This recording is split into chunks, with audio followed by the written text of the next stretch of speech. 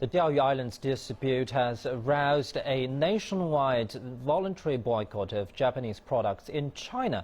The automobile industry, as one of the economic foundations of Japanese export and investment, has suffered most. We talked with researchers at National School of Development of Peking University on the issue's inevitable impacts on Japanese trade. Sales of Japanese cars in China are in a free fall as a response to the Japanese government's purchase of the Diaoyu Islands.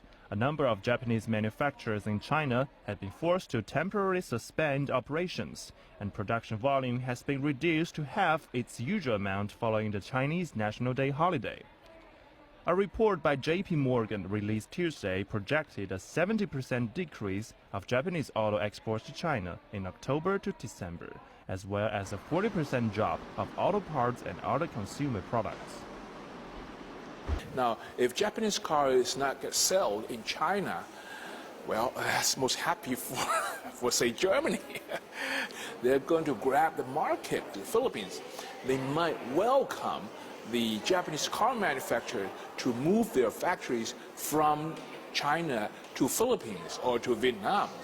But I think that's just individual countries that might gain from the China-Japan conflict, but for the society, for the entire world, as I said before, there's going to be a deadweight loss.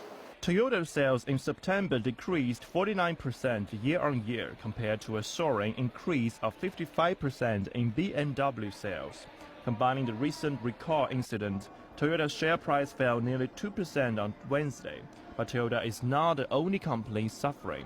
After surviving the earthquake last year, Japan's auto industry is taking another hard hit. Mitsubishi saw a massive dip in sales of 63%, while Honda suffered 41% loss and Nissan ended up 35% below in September. The tourism industry is another victim of the Sino-Japan disputes. So far, more than 43,000 seats have been cancelled flights going to and from China and Japan. The aftermath of the disputes may cause Japan's economy to shrink 0.8% in the fourth quarter, compared to previous estimations of no growth. Many manufacturers are beginning to wonder when this dispute will come to an end.